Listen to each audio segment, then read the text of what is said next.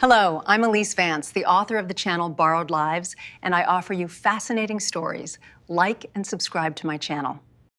In my rugged Alaskan hometown of Elfin Cove, there is a stubborn maritime superstition. If you aren't married or fully settled by 32, you must inherit and run the drafty. Failing harbor supply store, or the sea curse, will drain your luck forever. When I shared this with my boyfriend, Julian, he let out a sharp, mocking laugh. What century is this, Maeve? You're a senior partner at a premier Seattle architectural firm, yet you still cling to backward fisherman tales. I will marry you, but I won't let you use cheap superstitions to manipulate me. I was actually planning to propose tonight, but since you're lying to force my hand, let's just take some space. With those words, he pulled a velvet box from his coat, containing the custom sapphire ring I had quietly waited years for, and tossed it to his new administrative assistant, Talia. "Hold on to this, Talia," he commanded casually. He walked out of my design studio with a triumphant, swaggering stride. Talia stood there awkwardly, then handed the box to me. I took one look at the delicate band size, realized it was far too small for my finger, and slipped it directly onto Talia's instead. "He bought it with your measurements in mind anyway, didn't he? It's a perfect fit. Tell Julian we are entirely finished." That evening, Julian walked into our loft to find my duffel bags packed by the door. He paused, instantly trying to sweep the afternoon under the rug. "Why did you leave the office early without me?" "Come on, Maeve, don't start." He always had this infuriating ability to simply turn the page, expecting me to accept his peace offerings and play the part of the supportive partner. But I was done playing. "Didn't Talia tell you? We're over." His face darkened. "I'm trying to have a mature conversation, and you're being incredibly dramatic. Talia grew up with you in Elfin Cove. You're the one who begged me to hire her in the first place. Why are you acting so hostile now?" He was right about one thing. I had brought Talia to Vanguard Architecture. Our hometown harbor master had asked me to look out for her. When she struggled to find a drafting job after college, I gave her a foot in the door. She seemed eager to learn, and I gladly mentored her until I noticed her lingering, adoring glances at Julian. Julian had always been the charismatic star of our firm, used to female attention, so I initially brushed it off as a harmless crush. But then Talia started making massive errors. When I firmly corrected her in front of the team, Julian intervened, raising his voice at me in the main hallway. "She's just starting out, Maeve." A gentle note would have sufficed. "Who do you think you are, throwing your weight around like a tyrant?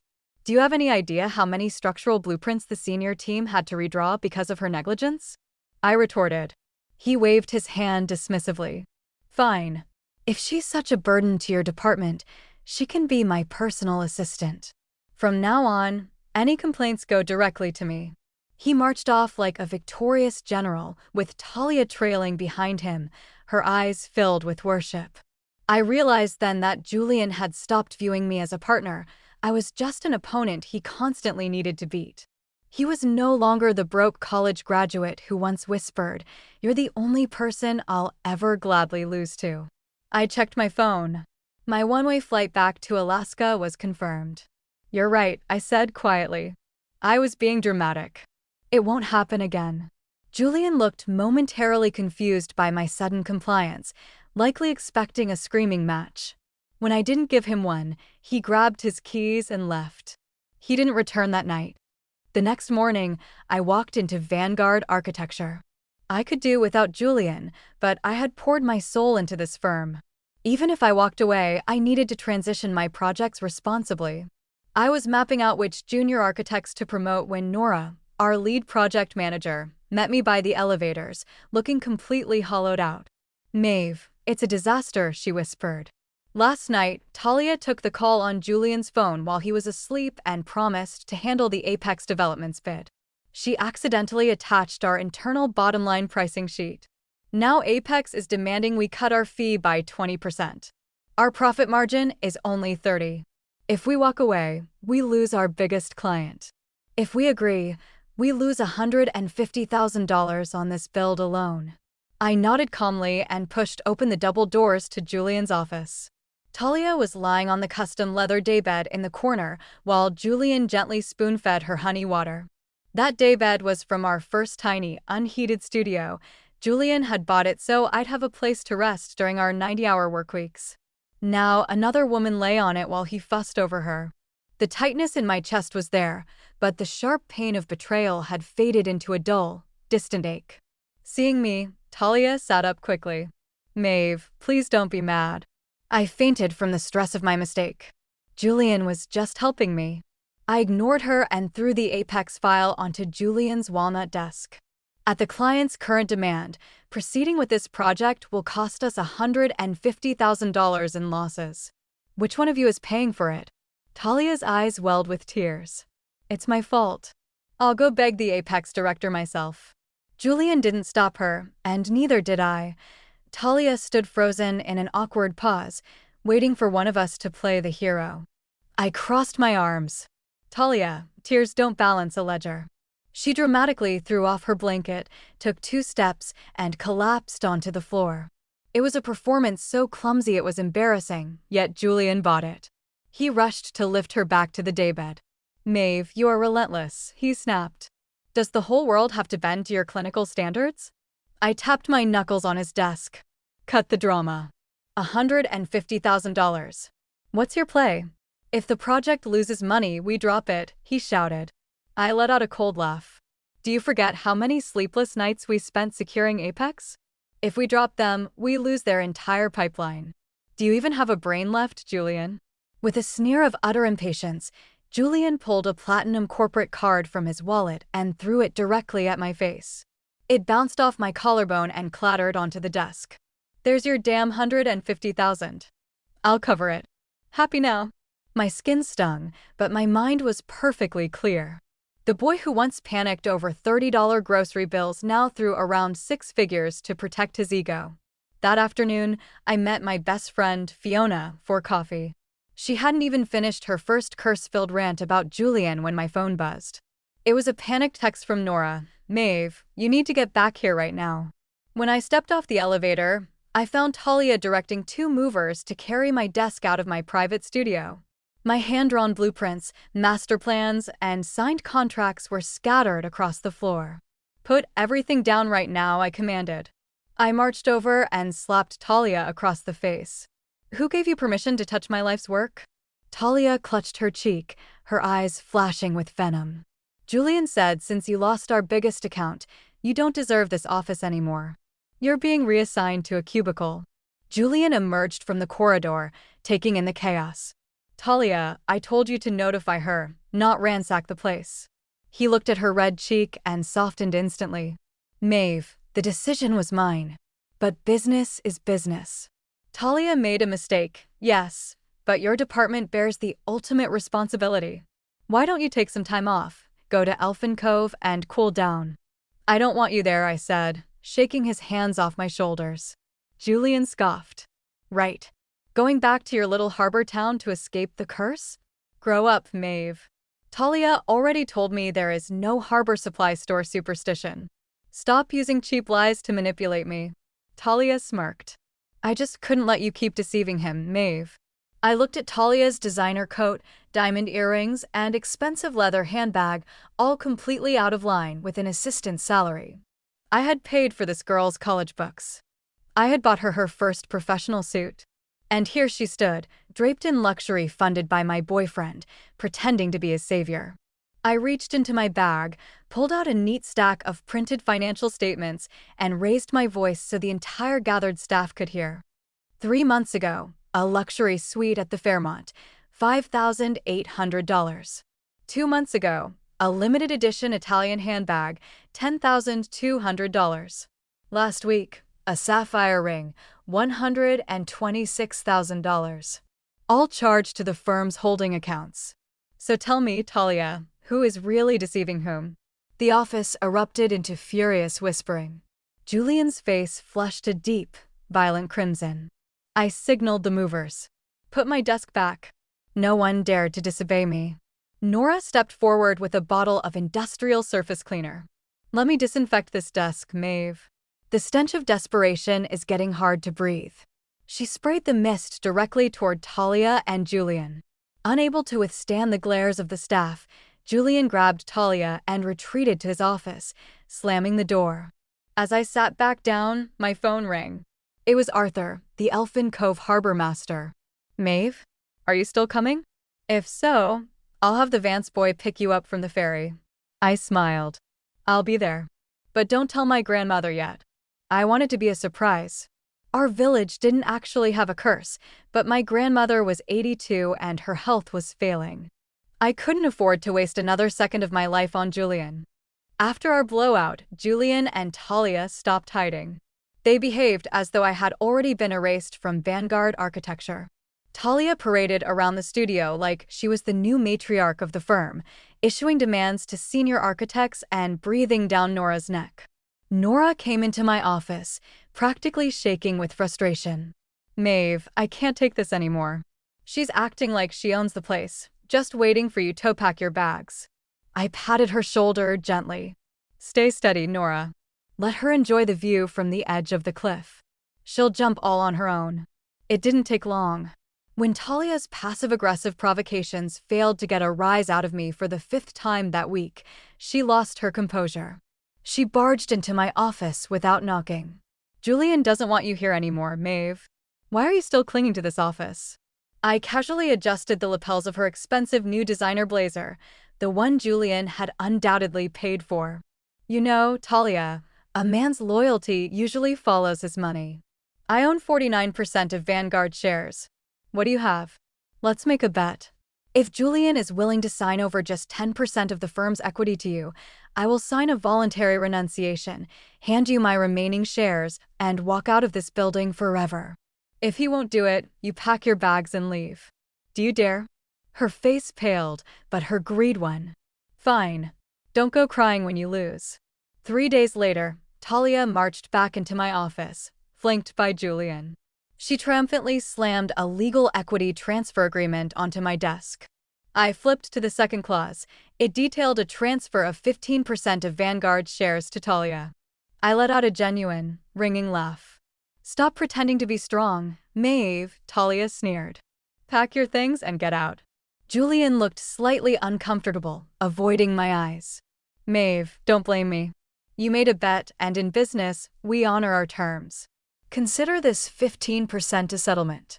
But don't worry, I still intend to marry you. You'll be Mrs. Parker. Your monthly allowance will be more than enough. As for Talia, I'll make sure she stays out of your way once you're running our household. It was almost comical. After all these years, Julian hadn't grown as a leader. He had simply grown to enjoy having a harem. You really have it all figured out, don't you, Julian? I said. I give up my life's work, go play housewife, and let you run around with your assistant. I don't think so. Talia pulled out her phone and played a voice recording of me clearly stating the terms of our bet. Then she slipped a voluntary share renunciation contract in front of me. Nora stepped forward to snatch it away, but I held up a hand to stop her. I picked up the pen and signed my name on the dotted line. Talia's face flushed with ecstatic victory. Julian's eyes flashed with a brief, complex flicker of guilt, but it was quickly replaced by smug satisfaction. Are we done? I asked, putting the pen down. Julian turned to the gathering crowd of employees in the hallway. From today on, Talia is my official business partner. She will be stepping into Maeve's role as director. A few opportunistic junior designers immediately started hovering around her. We look forward to working under you, Miss Talia. Let us help you clear out Maeve's old things to make room. With painful carelessness, they began clearing my desk. My custom-engraved brass drafting tools were swept onto the floor, denting the metal. The framed blueprint of our first successful project was dropped, the glass shattering across the hardwood. My prized bonsai tree was shoved aside, its branches snapping. I didn't stop them. I didn't yell. I just watched, remembering the night we signed our first lease, when Julian spun me around in the empty lobby and whispered, "We did it, Maeve. This is our empire." The memory dissolved. I watched my nameplate being unscrewed from the door frame and replaced with a shiny new plastic one, Office of Talia Chen. Only when the room was entirely empty did I turn around, walk past the smirking movers, and stride directly into Julian's executive corner office. I bypassed him completely and sat down in his massive leather chair. Julian, I said, leaning back comfortably. You're fired. Julian stared at me from across his massive walnut desk, the one I had spent 40 minutes hand-selecting at a designer showroom 5 years ago because he had been stuck in a client pitch. I had chosen the deep grain wood because it looked like something a person who built a real legacy would sit behind. He laughed. A low, dismissive chuckle, as if I had just said something mildly embarrassing. Maeve. He leaned back in his leather chair, steepled his fingers, and gave me that familiar, condescending look he'd perfected over the last 2 years. You just signed away your shares. You have zero equity left in Vanguard Architecture. Who exactly do you think you're firing? I didn't answer right away. I let the silence stretch, letting him savor his imaginary victory. Then, the heavy glass doors to his office swung open. It wasn't Talia, and it wasn't Nora. 6 people walked in, completely shifting the atmospheric pressure in the room. First came Marcus Lynn, our sharp-eyed CFO, carrying a black leather portfolio thick enough to be a blunt weapon. Behind him were 3 major board representatives, and leading them was Brooks Vance. He was dressed in a tailored charcoal suit, looking completely unbothered, carrying the quiet confidence of a seasoned attorney who also happened to be my oldest friend from Elfin Cove. Julian's smug smile faded by half. What is the meaning of this? I stood up from his chair. This is a formal board notification meeting, I said calmly. Per Article 14 of Vanguard's founding charter, any shareholder controlling more than 50% of the total voting interest may initiate an immediate executive review. The board requires 48 hours notice. Marcus, when was the notice delivered? Monday morning at 9 o'clock, Marcus replied without looking up from his tablet.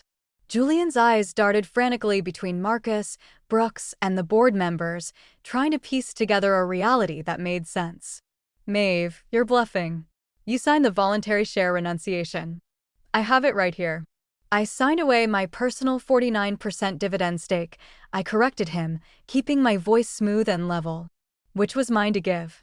What I did not give away were the voting rights held by Elfin Harbor Holdings, established in our original corporate charter before we even rented our first office. Elfin Harbor holds a 12% voting interest in Vanguard.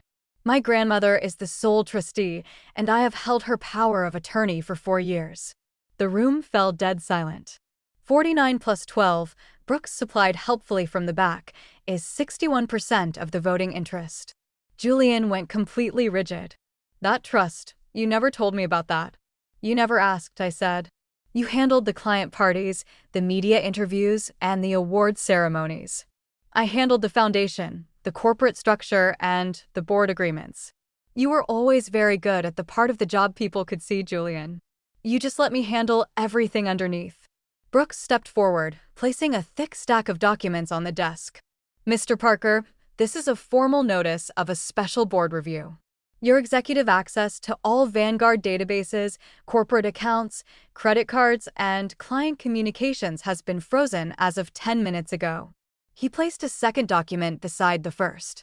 This is a notification regarding the attempted equity transfer to Miss Talia Chen. Mr. Parker did not have unilateral authority to transfer corporate shares of that size without board approval. The transfer is legally void. I glanced toward the doorway. Talia was standing there, frozen. She was still clutching her brand-new acrylic desk nameplate, Office of Talia Chen. She looked at Julian, then at Brooks. The color had completely drained from her face. The 15%. He signed the agreement, she stammered. He signed an agreement he had no authority to execute, Brooks said in a dry, clinical tone. The board does not ratify it. You hold exactly 0 shares in Vanguard Architecture, Miss Chen. Talia stared at Brooks, her voice climbing to a panicked shriek. I have a signed document. It's legal. You have an unenforceable piece of paper, Brooks replied calmly, not even looking up from his files. Signed by an executive acting outside the scope of his authority. The courts are very clear on that distinction. I'd be happy to walk you through the case law if you'd like to pay my hourly rate. She looked at him, then at me, her eyes wild with a mixture of fear and fury. Who the hell is he? My personal counsel, I said. And an old friend. The audit took exactly 2 weeks. I want to be honest about those 2 weeks. they weren't clean, triumphant, or dramatic. They were grueling, incredibly detailed, and often mind-numbingly dull. That is how real justice works when you are dismantling a corporate parasite. It's built on spreadsheets, not speeches. Marcus and his forensic accounting team combed through every transaction, expense report, reimbursement, and vendor invoice from the past 18 months. What they uncovered was not a single, shocking theft. It was something far more pathetic, a long, consistent pattern of small, greedy abuses. There were weekend resort stays coded as client consultations, Michelin-star dinners listed as market research, and designer jewelry run through a vendor account as promotional merchandise. The sapphire ring Talia wore had been billed as a structural modeling software license. Either Julian had become incredibly sloppy, or he had genuinely believed that no one was watching him anymore. We also calculated the true damage of the Apex Developments leak. Talia's unauthorized handling of the bidding documents had cost Vanguard exactly $150,000 in renegotiated terms. The client hadn't been malicious. They had simply received our internal bottom line sheet due to Talia's incompetence and, like any rational business, used it as leverage. On a Thursday morning, Nora brought the final audit summary to my desk. She looked like someone who had been holding her breath for a year and was finally allowed to breathe. The hotel receipts alone, Maeve. She stopped, shaking her head, and slid the heavy folder toward me. I looked at the final figure. Then I looked at Nora. She had stayed late every single night Julian and Talia were out playing executive. She had covered my schedule, kept the junior staff from quitting, and watched everything while staying completely silent, because she was smart enough to know that speaking up too early would only make her a target. "You're being promoted," I told her. "Director of Operations. The salary increase is retroactive to the first of the month." Nora's eyes instantly welled with tears. She started to apologize for crying, but I handed her a tissue and told her to take the rest of the afternoon off. The formal board meeting was scheduled for Friday. I had never felt nervous before a board meeting in my life. I had run dozens of them, faced down hostile developers, and negotiated with city planners. I always felt entirely at home in those rooms because I knew the architecture of our business inside and out. But that Friday was different. It was the heavy realization that this meeting would close a massive chapter of my life permanently. A part of me was still grieving the loss of the dream I had started with Julian, even if I was entirely ready to destroy his illusion of power. Julian and Talia arrived together. Julian was wearing a sharply pressed suit, desperately trying to project an air of calm authority. Talia was dressed in a plain, off-the-rack outfit, the first time I had seen her without designer labels in months. It was a subtle sign that the reality of her financial situation was already sinking in. Julian tried to take command of the room immediately. Old habits die hard. "Maeve, let's be professional," he said, using his best negotiation voice. "This isn't personal. Vanguard has outgrown its old structure. Changes had to be made." I didn't raise my voice. "Julian, we are on the record. Save the pitch." Brooks laid out the findings with the clinical efficiency of an executioner. The unauthorized equity transfer, the systemic misuse of company funds, the direct financial hit from the Apex Developments leak, and a stack of signed employee complaints detailing Talia's harassment of the junior staff. Talia's lawyer, a budget attorney she'd scrambled to hire, objected twice, but his voice lacked conviction. He had clearly realized the sinking ship he was standing on. Brooks brushed the objections aside without pausing. When Julian was finally given the floor, his defense was pathetic. He argued that I was acting out of personal bitterness and urged the board to look at his history of leadership instead. He used the words bitterness and emotional grudge repeatedly, trying to paint me as a hysterical ex. I didn't argue. Engaging with his narrative would only validate it. Instead, I asked the board to vote. The result was 4-1 in favor of immediately removing Julian Parker from his position as Chief Executive Officer of Vanguard Architecture.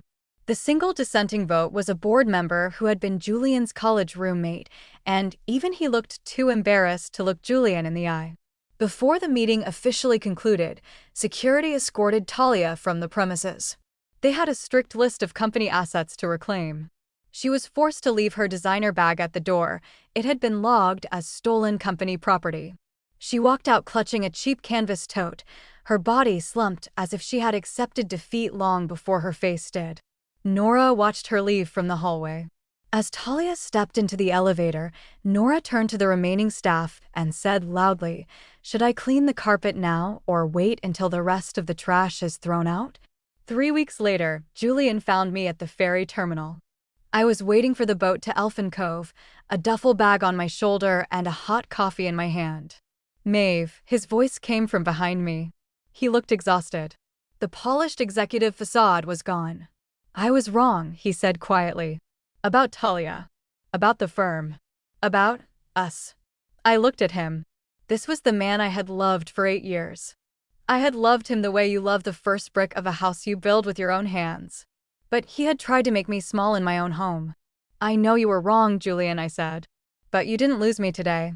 You lost me every single time you made me prove I deserved a seat at the table I built. I am not angry anymore. I just need you to understand that there is no version of this story where I come back." "Talia is gone," he pleaded. "It was never serious. I lost sight of." "It doesn't matter," I interrupted. "It was never really about Talia. It was about the fact that you watched me build something extraordinary, and your only instinct was to find a way to stand taller than me inside of it." The ferry horn blew, signaling boarding. "We built Vanguard together, Maeve," he whispered. "No," I replied, my voice as steady as the Alaskan coastline. "I built Vanguard. You stood beside me while I did it. I loved having you there, but the foundation was always mine. And when you finally realized that, you tried to steal it instead of thanking me for carrying you this far." I turned, walked down the ramp, and didn't look back. Brooks was already on the deck. He took my bag without a word, guiding me toward the cabin where 2 warm mugs of tea were waiting. "Is it done?" he asked. "It's done," I said. 6 months later, Vanguard Architecture won the Cascade Maritime contract, the largest commercial harbor redesign in the Pacific Northwest. Our firm's transition of power was praised in 3 major architectural journals as a masterclass in corporate stabilization. I heard through Fiona that Julian's new independent consultancy was struggling, barely keeping 2 local clients. I felt no bitterness. I genuinely hoped he'd find his footing, but I finally knew he would never find it through me. Talia had returned the sapphire ring and was currently on a structured repayment plan to avoid criminal prosecution for the embezzled company funds. She had moved back to a small town in another state, faded out of our lives entirely. And Brooks? Brooks didn't rush me. There was no pressure, no performance, and no grand gestures. He moved his practice to a nearby coastal town, and we spent our weekends sitting in my grandmother's garden in Elfin Cove, listening to her tell the same old stories while the sun dipped below the chilly mountain peaks. One evening, as we watched the harbor lights flicker on, Brooks looked at me. "You built an empire for a man who wanted you small, Maeve. Now, build the next one for yourself." I smiled, taking a sip of my tea. "I'm already working on the drafts." Julian thought he was the architect of my life. He thought that by giving another woman my chair, he could teach me my place. But he forgot one simple thing: the chair was mine, the drafting table was mine, and the very ground he stood on was built by my hands. I was finally back in Elfin Cove, breathing the clean, salty air, ready to build something entirely my own.